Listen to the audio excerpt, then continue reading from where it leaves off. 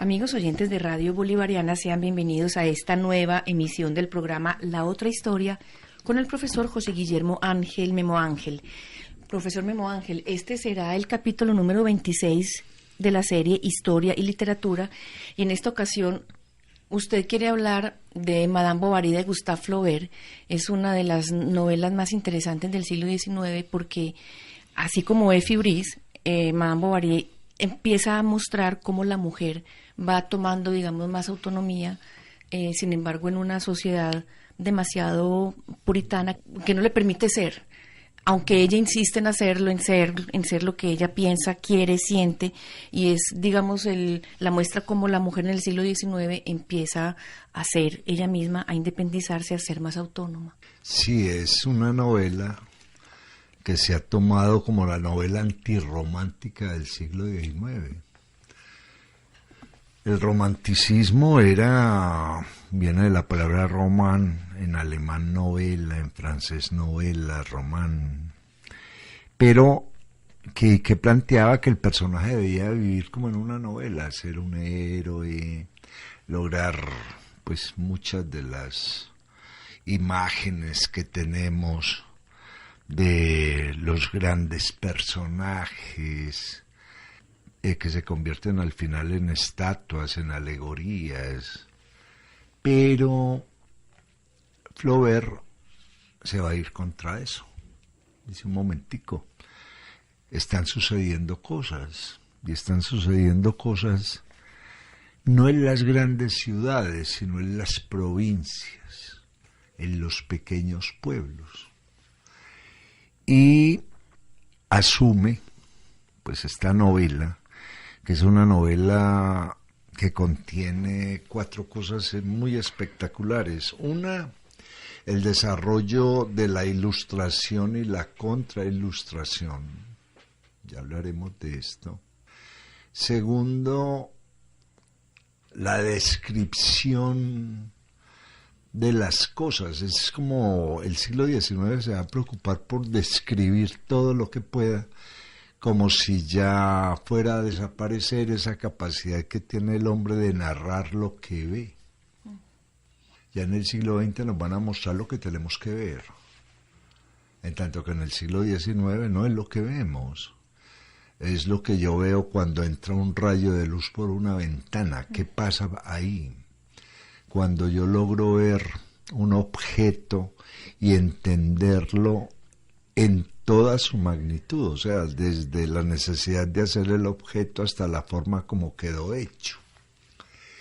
Viene un tercer elemento y es el mundo de la lectura.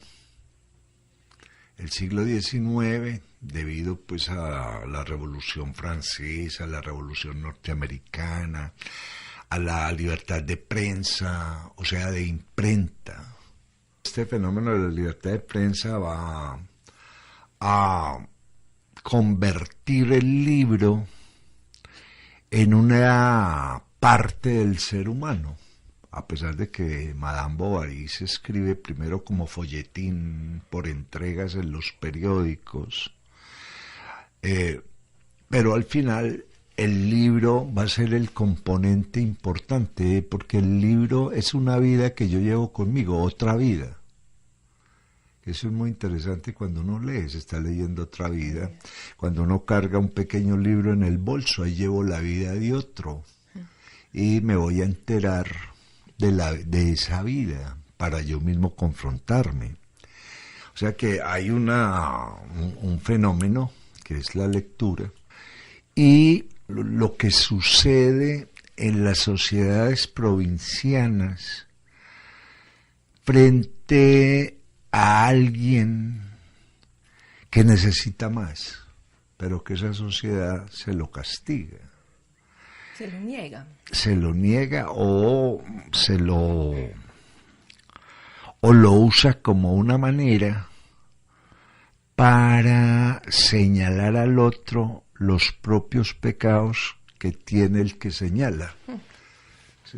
Viene pues todo ese mundo dramático de los seres humanos, de cómo así hemos sido, pues por lo común siempre se ha dicho cuál es el contenido del señalador, o sea, lo que es el chivo emisario. ¿Quién va a ser el chivo emisario? El que se va a llevar mis propias culpas, pero se lo lleva a él y yo quedo limpio de esa culpa, entre comillas. Entonces, Madame Bovary es, primero, en términos de historia, es una Francia que se ha ido aburguesando.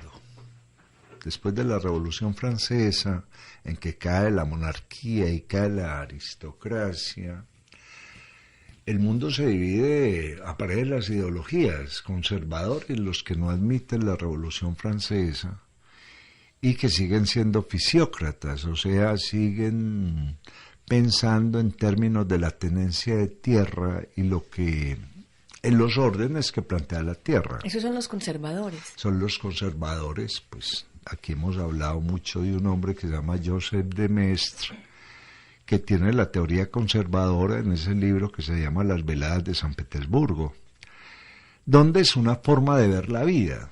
O sea, es que no podemos decir que estamos errados, ¿no? Porque el fisiócrata, el conservador, el republicano en los Estados Unidos toman como modelo la República Romana y toda la nobleza la va a dar la tenencia de la tierra. Por eso en el Senado de Roma los primeros senadores eran los que más tierra tenían y los que estaban atrás eran los que menos tierra tenían. Es el caso de Julio César, que se hacía atrás porque tenía muy poquita tierra. Pero la tenencia de la tierra es la que daba el concepto de nobleza. Y a partir de ahí, pues la fisiocracia, vivir de lo que la fisis da, de lo que la tierra da, siguiendo los mismos modelos de la tierra. Y los liberales, que son los que están acordes con la Revolución Francesa, esos liberales no tienen tierra, pero tienen formas de producir y transformar. O sea, hacen la riqueza con la mano, con la máquina, con la transformación, con el comercio. Y eso es un liberal. Por eso un liberal se plantea sociedades más urbanas, en tanto que el conservador se plantea sociedades más rurales. Y es una cuestión simplemente, el conservatismo tiene que ver con la tenencia de la tierra, el liberalismo tiene que ver con los bienes de capital. Por eso supuestamente Antioquia, al ser tan montañosa, tan campesina, ha sido más conservadora. Sí, no es de extrañar. Y América Latina en toda su formación, la primera formación fue la tierra.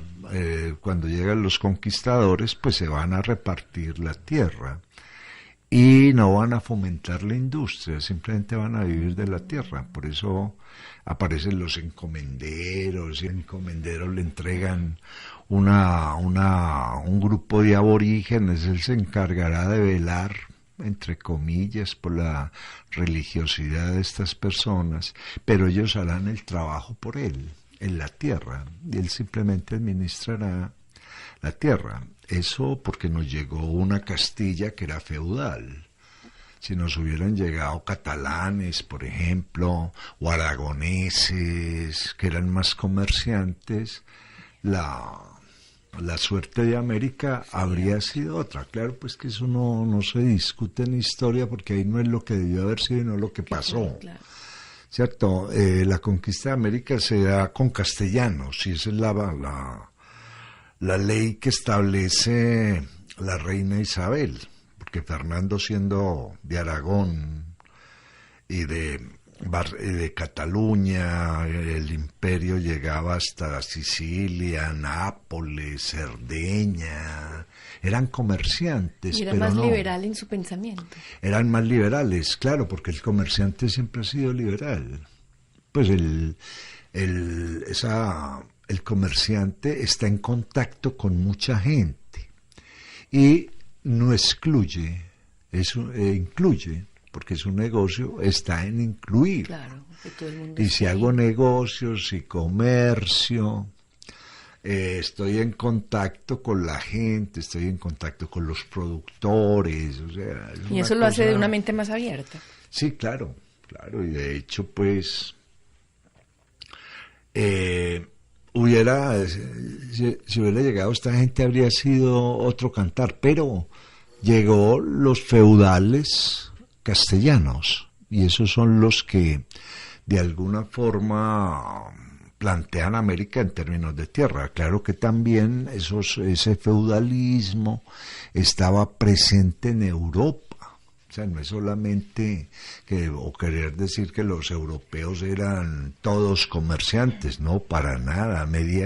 Todo Francia era prácticamente feudal hasta la Revolución Francesa, y aparece Alemania, Prusia, los Junkers, todos eran de pensamiento muy feudal. Ahora, no podemos, o no se va a decir que ser feudal era un atrasado, no, era una forma de vida que había en ese momento. Pues los últimos grandes señores feudales van a ser los rusos, hasta que llega la Revolución Rusa, que ya luego se daría otro tipo de feudalismo, el feudalismo del partido, pero más o menos esa va a ser como la condición. Y para cuando se da la Revolución Francesa, las ciudades son las liberales, la provincia no, la provincia es conservadora. Y esa burguesía que aparece, porque ya no hay aristocracia, con Napoleón, que va a ser claro en ese mundo, con Napoleón aparece una aristocracia emergente, nacida de la misma burguesía. O sea que el pensamiento aristocrático se va a representar en muchos burgueses, en la gran mayoría de los burgueses que estén por fuera de París. Es que Francia funciona con dos ciudades, una ciudad llena de inmigrantes, que nunca se supo qué es. París. No, Marsella,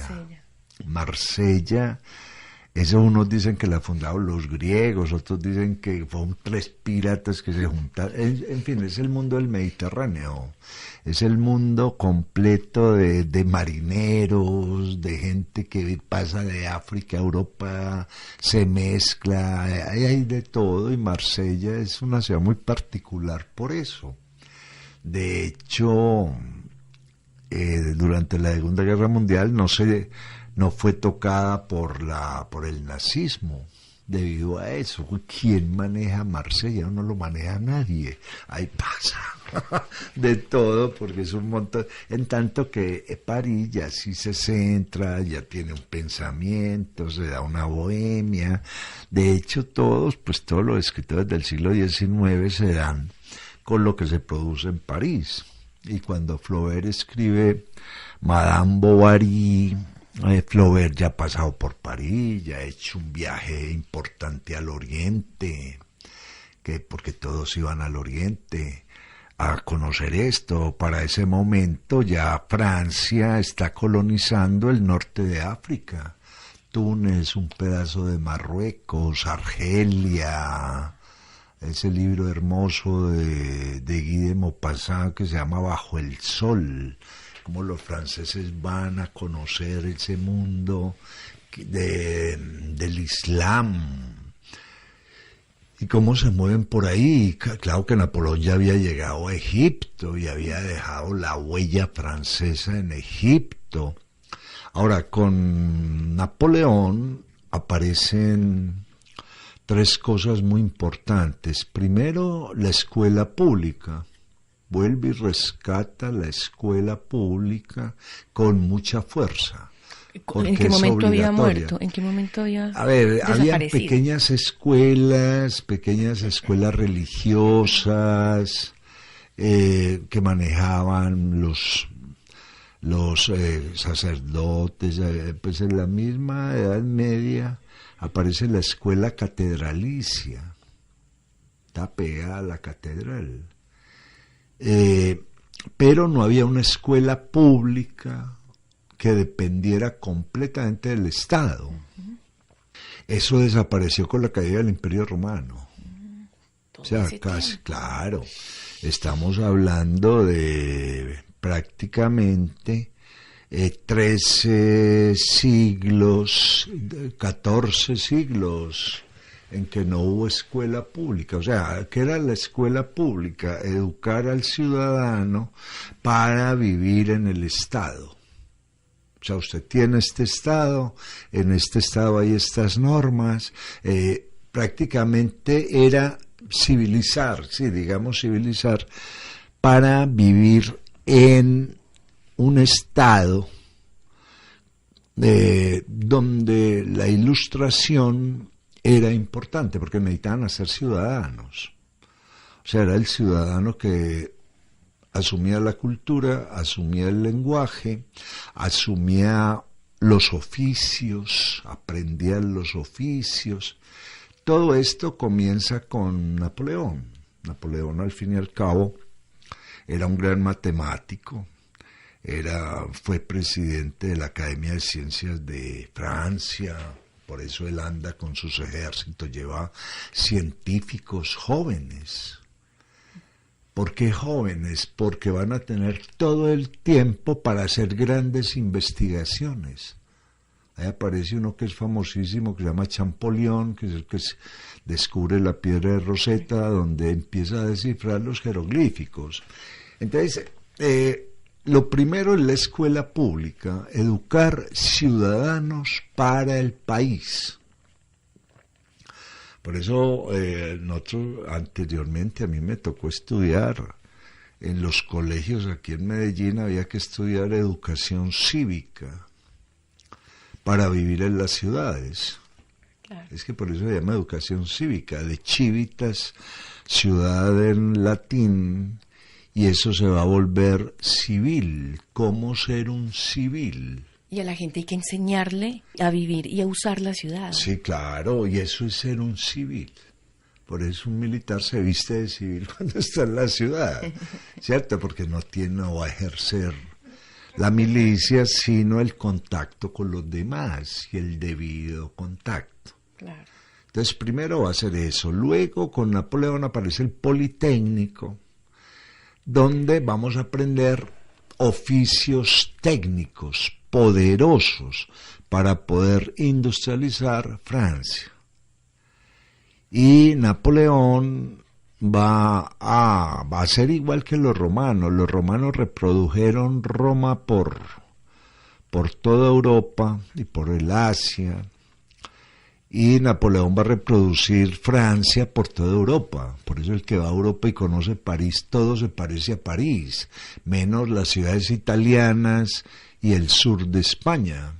Y de pronto, pero no, eso llegó hasta Escocia, los mismos edificios. Por eso hay un arco del triunfo dedicado a Napoleón. Ese arco del triunfo solamente se le da a los grandes constructores, a los que regaron el país por el mundo. Y entonces uno está en Hungría y allá lo único que cambia es el húngaro. Pues que tengo que hablar húngaro, pero los edificios son iguales, las plazas son iguales, eso pues no tiene novedad. Por eso es que la Rusia llama tanto la atención, porque Napoleón no se metió del todo allá. Pero quedó una ciudad francesa que es San Petersburgo. Entonces, todo esto va a influenciar a Madame Bovary. A Gustave Flaubert. A Flaubert, claro. Entonces Flaubert se plantea... A ver, estamos en 1500, más o menos la novela la pudo escribir en 1850. Y está dando cuenta de su tiempo. Es una cosa muy interesante de los novelistas franceses, desde Honoré de Balzac, que se vuelve un contemporáneo. O sea, lo que está pasando aquí es esto, y con Balzac mucho más, porque como Balzac se mantenía endeudado, para poder pagar las deudas le decía al del almacén: mira, estoy escribiendo una novela, meto el almacén tuyo en la novela, y Ay, genial, bajas genial. parte de lo... Sí, sí, claro, entonces leyendo a Balzac, eso es una maravilla. No, Y genial. entonces entra uno en ese mundo, además que son posnapoleónicos. La vida del pequeño burgués, la vida del pequeño burgués rural, etcétera, etcétera. Entonces, con Madame Bovary primero se va a aprender sobre ese mundo rural. Un mundo donde Madame Bovary, que ya sabe leer, y aquí va a ser una cosa muy importante, cuando las mujeres acceden a la lectura.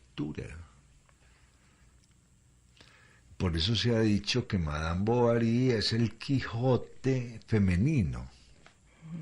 O sea, Madame Bovary se mantiene leyendo novelas de amor. Novelas de amor que hablan mucho de la historia presente. O sea, no se mantiene leyendo novelas de amor viejas, sino novelas de amor que se están moviendo en ese momento. A ver, Francia promueve mucho la lectura a través de los periódicos, porque todos los escritores escribían folletines en los periódicos, y el periódico que más se vendía era el que mejor folletín tenía. Que cuando Flaubert escribió Madame Bovary por entrega, lo demandaron, ahí pasó de todo por lo que él estaba planteando, y ahí cuando ya logró sacar el libro se lo dedica al abogado. Usted que me sacó de este lío, ¿cierto? Va dedicado el libro, es una cosa preciosa al abogado. Entonces Madame Bovary es lectora de su tiempo. Ahora, nosotros hemos de pronto despreciado mucho ese tipo de novelas, sobre todo los intelectuales, cuando ese tipo de novelas son novelas de época, están narrando absolutamente todo, a veces muy atrevidas, a veces muy, muy, muy atrevidas, y en esas lecturas Madame Bovary se va haciendo y cree, como cualquier mujer, en el amor, ¿cierto? Cree en eso. Esa novela plantea una cosa muy interesante, porque es causa-efecto. Causa-efecto. Ahí Flaubert demuestra su capacidad investigativa, su manera de mirar. Para que una cosa pase, tiene que haber una causa poderosa. Esa causa poderosa es la provincia y Charles Bovary, el marido. Y la novela empieza desde que Charles Bovary llega a la escuela. Es el más grande de todos los alumnos, pero es para prepararlo a ver si pasa otro, cómo estudia medicina y cómo va siguiendo una serie de preceptos conservadores, donde la mujer cumple unas tareas. Es madre, es esposa, es ama de casa, aparece en las reuniones con el marido, pero se olvida de que es mujer. ¿Cierto? Eso es lo que se planteaba. Esta es mi señora, ya. Y empiezan a ocupar un espacio donde a la mujer de alguna manera se la controla por los modelos que están llegando de París. Tener en cuenta que en el rococó la mujer aparece en sociedad, la mujer es la que arma las tertulias, la mujer se lleva la casa para la ciudad para la casa, la vuelve bonita, y también hay un conocimiento que va llegando a la casa muy poderoso, que es la enciclopedia. y como la enciclopedia ya es tener el conocimiento en la casa. Por eso de pronto aquí el rococó fue muy poderoso, las sociedades conservadoras, porque eso pasa con mucho hombre que nunca sale de la casa, porque ahí tiene todo el conocimiento, no tiene por qué salir. Anteriormente salía la gente a la calle a ver quién hablaba. Hoy en día la gente tiene una super enciclopedia y se entera de todo, absolutamente de todo. ¿Qué caracteriza el rococó? A ver, el rococó es la época que se da en el siglo XVIII y se caracteriza por la revolución industrial. Ahí aparece la revolución industrial. Ahí aparece la enciclopedia, ahí aparece algo muy importante que es la Revolución Norteamericana, la Revolución Francesa, y aparece la química, por eso aparece Lavoisier, y la química es la ciencia de las transformaciones. De pronto, para hacer un repasito muy rápido de lo que hemos dicho aquí, el siglo XVII es el siglo de la física. Galileo, Newton, aparece la filosofía de la razón, el objeto, el espacio, el movimiento, las fuerzas que llevan al movimiento. El siglo XVIII es el siglo de la química, las transformaciones.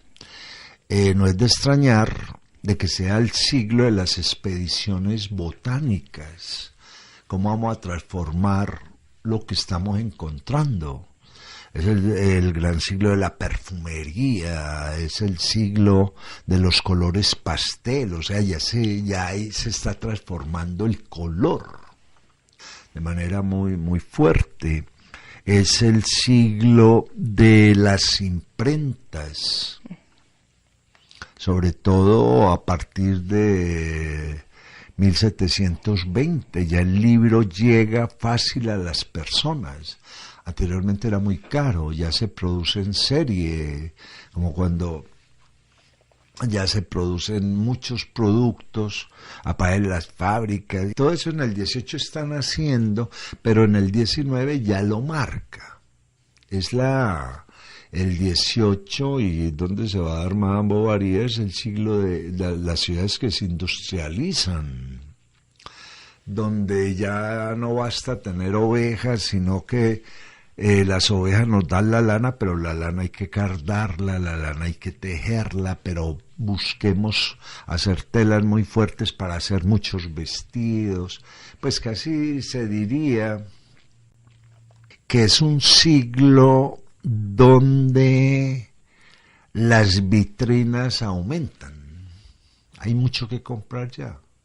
Y eso es lo que vamos a ver en las novelas de Charles Dickens, por ejemplo, en las novelas en la novela doméstica, que es a finales del siglo XVIII, es una mujer completamente maravillosa que se muere muy joven, que se llama Jane Austen. Ella crea la novela doméstica, la vida de las mujeres adentro, lo que ellas piensan, a pesar de que Jane Austen es un poquito más romántica, y que seguramente la leyó Flaubert, con toda seguridad. O sea, ese mundo en el que se mueve Flaubert también exige muchas lecturas para entender la condición humana. Entonces todo esto se va dando, va confluyendo en ese mundo de provincia. O sea, ya aparece el pequeño industrial, como la química es tan importante. Hay un personaje que es completamente maravilloso en Madame Bovary, que es el boticario. O sea, los boticarios son unos personajes que nosotros rara vez tocamos en la novela, o se toca rápidamente, pero un boticario es una especie de alquimista. Ellos preparan cosas, se informan, se mantienen, hablan con el médico, hablan con el cura, hablan con los intelectuales. Es que el cerebro ahí es el boticario, porque se mantiene transformando permanentemente. Por eso cuando uno, Balzac va a escribir una novela de un alquimista que se llama En búsqueda de lo absoluto, porque ya para los boticarios. ¿Cierto? Entonces vamos a encontrar la panacea de las panaceas, y la química los tiene funcionando. Ahora ya para el siglo XIX hay ideologías, hay geografía, hay industrialización, pero el mundo tiene una característica. ¿Uno en qué siglo vive? Dígame dónde está. Si yo vivo en el siglo XXI y estoy en Nueva York, vivo en el siglo XXI. Pero si yo me voy de Nueva York y me voy para Newark, a lo mejor allá están en el siglo XX. Y si uno se viene para ciertas partes del Caribe, está en el siglo XVIII. Dígame dónde está. Es que por eso uno duda de todas esas teorías de que es que estamos en el siglo, dígame dónde, en qué parte de la Tierra. Porque los tiempos no nos llegan a todos iguales, ¿cierto? Entonces en este momento debía haber un Masái, que es una tribu africana que anda con el ganado y que seguramente tiene un celular, pero ese señor cuando come, cuando se viste, cuando camina, cuando juzga, está por allá en el siglo XIV o XIII. El hecho de que tenga un celular no implica que lo colocaron en el siglo XXI, que es uno de los problemas. Uno de los problemas humanos es... lo que yo compré le gusta a todo el mundo y resulta que todo el mundo es la mamá, los hermanos, los amigos, pero el resto, ese es todo el mundo, ¿cierto? Ese es mi mundo. Entonces, mientras Francia progresa en un montón de cosas, en los barcos, las milicias, mucha gente está en otros siglos. Está en otros siglos. Eso cuando uno lee las cartas de un salvaje, los escritos de un salvaje de Paul Gauguin, por ejemplo, que le toca meterse en todas las colonizaciones francesas en los mares del sur, dicen, nuestra gente es medieval. Y piensan de la manera. O sea, el tiempo nunca nos llega a todos de manera igual. Entonces uno va y hay mucha gente que vive en otro siglo sin problema. Eso lo veríamos en América Latina.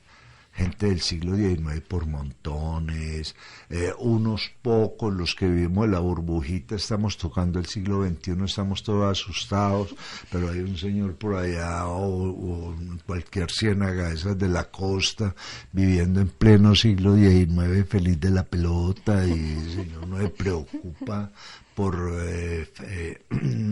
fake news ni nada de eso. Al van y le cuentan y le llevan un acordeón y le pone a tocar, o sea. Entonces más o menos es lo que se llaman los anacronismos, pero anacronismo ¿para quién? Entonces Flaubert se mete en un anacronismo que funciona perfectamente. No es el mundo de Solá, que está metido en París, está en el arte, en lo último que llega, que conoce, o de Julio Verne, metido en la universidad, que hace parte de un grupo de periodismo científico, de geógrafos. No, en la provincia nada de eso pasa. En la provincia se sigue viviendo de otra manera. Entonces ahí hay una cosa muy linda, me parece a mí, en la Flaubert, y es, bueno, vamos a situar algo en otro tiempo, con vidas de otros tiempos, con morales rígidas de otros tiempos. Hay que tener en cuenta que son morales conservadoras, de gente que si bien aceptó la Revolución Francesa, siguen leyendo a Joseph de Maistre y siguen siendo muy conservadores porque esa vida les funciona de esa manera. Ahí Flaubert va a hacer una cosa que yo creo que el trabajo de Flaubert en ese sentido es espectacular, y es cómo narra los objetos. Ahora habíamos tocado un poquito por encima, pero si uno coge y quiere saber qué herramienta tenía un médico de provincias, Flaubert le da el diccionario. Estos eran los aparatos, pero no era la sierra, sino la sierra tal. No era el termómetro, era el termómetro tal. Cómo se manejaban las enfermedades de provincia, que además no deja de ser muy interesante, porque la medicina francesa, esa medicina que operaba con médicos de familia, y donde el enfermo dependía de, y donde la tarea del médico, eso funcionó mucho aquí en Antioquia. El médico no solamente era el que curaba, era el que visitaba al enfermo y el que se volvía amigo de la familia del enfermo. De hecho, eso es lo que le pasa a Charles Bovary, que se quiebra la pierna el papá de Madame Bovary, él va y se la arregla, y ella está allá y lo mira, y ahí empieza la relación, y empieza, como Charles Bovary, decíamos, ahora va a ser la causa, ese hombre conservador, tímido, no diría que tonto, porque él no es tonto, sino más bien encerrado en el mundo que él sabe. Pues le interesa más hablar con el boticario que con la señora. Vos que vas a ver de remedio, el boticario me mantiene esto, se interesa más en la religión, porque hasta ese momento ha sido más una cosa de hombres, donde a través del conocimiento religioso y de la religiosidad que tuviera adquirían sus puestos en la sociedad. Eso también se va a dar en Inglaterra, pues en un montón de lugares. Y en ese punto, entonces Flaubert, al narrar los objetos, da cuenta de la mentalidad de la gente. Es que eso es fundamental. Hay gente que dice, hombre, es que leerse La montaña mágica, eso es terrible, porque este señor se pega de un escaparate 2 páginas, 4 páginas. No, es que ahí hay una mentalidad. Todos esos cajoncitos tienen una razón de ser que hay en cada cajón. Ese cajón, ¿cómo lo hicieron? Ese cajón, ¿por qué? O ese mueble, ¿porque está al lado de la ventana? ¿O por qué se saca afuera en verano? Todos los vestidos. Es que son formas de pensamiento. Fue algo que nosotros fuimos perdiendo. Nosotros ya no le estamos dando ni siquiera importancia a donde guardamos las cosas. Es que yo me acuerdo, y yo lo he mencionado en algún programa, cuando Borges escribe ese relato que se llama El puñal, él abre un escritorio, ahí hay un puñal, y dice, ¿usted qué está haciendo ahí? Usted no tiene por qué estar ahí, ¿cierto? Entonces, el Baudrillard, o Baudrillard, pues un filósofo francés, escribe el sistema de los objetos, fundamentado en Madame Bovary. Claro, el objeto dice quién es la persona, cuáles son los sueños de la persona, cómo creó su mundo. Por eso va a ser importantísimo. Y Charles Bovary es un hombre que hace juego con los objetos. O sea, esa es su mentalidad. Y también Madame Bovary. Ella más la imaginación. Ella entra digamos que en un proceso químico, transformar lo que hay. Como es una enamorada del amor, busca que la quieran como dicen los libros. Por eso cuando la hija de Mars traduce Madame Bovary, la tradujo al inglés, la dicción de Oxford es de la hija de Mars. ¿Cómo es que se llama? Nora o Aurora, pues se me pasa en este momento. Traduce el libro para decir, mire lo que nos están haciendo las mujeres. Y hace parte de la lucha política. Eso es Madame Bovary en Inglaterra, donde las mujeres están luchando por el voto, están luchando porque las integren al trabajo, etcétera, etcétera. Y lo que hace esa traducción es movilizar mujeres. Incluso, pues con todos las salidas de Madame Bovary, su búsqueda de que la quieran como sea, y a lo último ella se envenena y ese envenenamiento dura en la misma farmacia, esto se va a tragar todo eso que tiene arsénico, todo. Ella tiene una agonía muy dura para demostrarle al otro lo que el otro hizo con ella. Mire cómo lo que es la culpa, pero la culpa ahí es de quién. Es un cuestionamiento muy fuerte que deja Flaubert, y por eso ese libro se vuelve entre las mujeres un libro de reivindicaciones,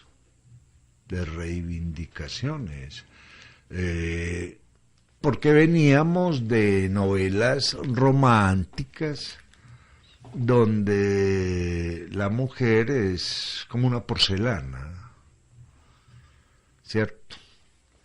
Pero con Madame Bovary ya se rompe la porcelana y va a ser todo el siglo XIX y el XX, los principios del XX, hasta llegar pues a Simone de Beauvoir, que ya dice, bueno, ahora sí pues, ¿qué pasó? Tenemos que salir a otra espacialidad. Eso en una sociedad provinciana, en una sociedad conservadora, es un impacto muy fuerte, porque la mujer tiene una posición en esas sociedades. En esas sociedades se manejan tres metáforas de la mujer muy, muy poderosa: la mujer sentada, que es la mujer griega y todo pasa a su alrededor, pero esa mujer simplemente es testigo, pero está ahí sentadita. Esa es Penélope, teja y desteja, teja y desteja, ¿cierto? Usted misma que escribió esa novela sobre Ana María Martínez de Nícer. O sea, Ana María Martínez de Nícer es como una Madame Bovary, esa arma un ejército y va por el marido. A Penélope se le pierde Ulises y ella queda esperando. No le ocurre armar un ejército, vamos por él, o no. Y por eso cuando él llega todo asustado. Y ahora qué, me irán a reconocer, no me irán a reconocer. Bueno, y esta mujer espera un sueño, pero nunca hizo nada porque se realizara. Si Ulises no llega a Ítaca o a Ítaca, no pasa nada. Luego viene el mundo medieval con la mujer que hay que irla a rescatar a un castillo. Eso es la Bella Durmiente. Entonces, le pasa algo, la guardan en un castillo, un príncipe la va a ir a salvar, se pelean con dragones, con malezas llenas de punzones, de tunas, una cosa horrible para llegar hasta allá. Se llega, se rescata a la mujer y somos felices. Esa es la segunda metáfora, o sea, la mujer como objeto rescatable, y me apodero de ella. Viene una tercera metáfora que es la mujer en el jardín, entre flores. Entonces sale y hace parte del jardín, es una flor más. Hay una palabra árabe que es muy bonita, que es Carmen. Para todas las mujeres tienen nombres de flores, y entonces cuando una mujer son todas las flores la ponen Carmen, ¿cierto? Por eso las mujeres llaman Rosa, Margarita, Susana, Fresia, bueno, Azucena, ¿cierto? Un montón de nombres que tienen que ver con flores. Y la que se va a salir del jardín es Madame Bovary. Se sale del jardín. O sea, de esa metáfora, ¿cierto? Se manejaba otra que era el reposo del guerrero, ese hombre que llega a la casa y allá por fin descansa, porque todo se lo sirven. Le ponen las pantuflas, lo sientan, le dan calor, le prenden la chimenea, le ponen las cosas en la mano. Eso era la mentalidad. Todavía en muchas partes del mundo es de esa manera, ¿cierto? Entonces Madame Bovary va a romper con eso, o sea, el impacto es muy fuerte. Y por eso se va a convertir en un momento dado en uno de los símbolos importantes de las luchas femeninas del siglo XIX, Madame Bovary. Y ya lo que se va a plantear de otra cosa, de algo que es muy interesante, es cómo juegan los sentimientos. ¿Qué son los sentimientos?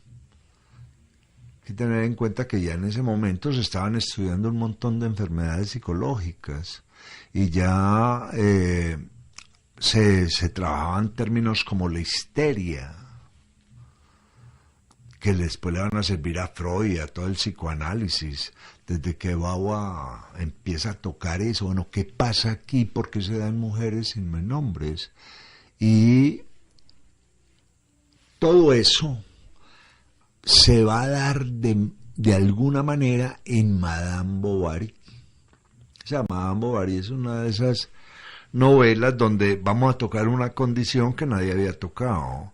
Vamos a enterarnos del mundo de una mujer. Hay que haber sido muy mujer, por eso alguien decía que Flaubert había dicho Madame Bovary soy yo.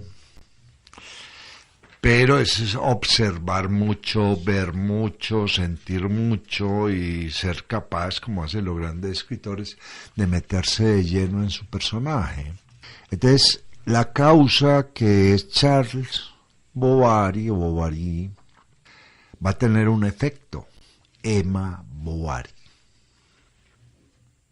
Y él mismo después todo eso se le devuelve a él. Y entonces una novela de altísima confrontación, además bellamente escrita, me da razón de esos tiempos, de los objetos, de las relaciones entre la gente, pero en especial ese problema de cuál es el espacio donde yo me siento seguro, que es lo que todos los seres humanos estamos buscando. Había un actor que se murió hace poco que decía lo peor que le puede pasar a uno es vivir con alguien que lo hace sentir solo. O sea, esa frase es tremenda. Yo como vivir con alguien que me hace sentir solo. Claro. Eso fue Madame Bovary. Vivir con alguien que la hacía sentir sola. Por eso es de altísima confrontación. Y es una novela que se sigue leyendo, se sigue estudiando, porque es una novela del siglo XIX que se repite en el XX, que se repite en el XXI y que se repetirá en eso, en qué consiste vivir con alguien que me hace sentir solo. Así hemos llegado al final del programa La Otra Historia con el profesor José Guillermo Ángel, Memo Ángel, quien en esta oportunidad ha hecho el capítulo número 26 de la serie Historia y Literatura con el libro Madame Bovary de Gustave Flaubert.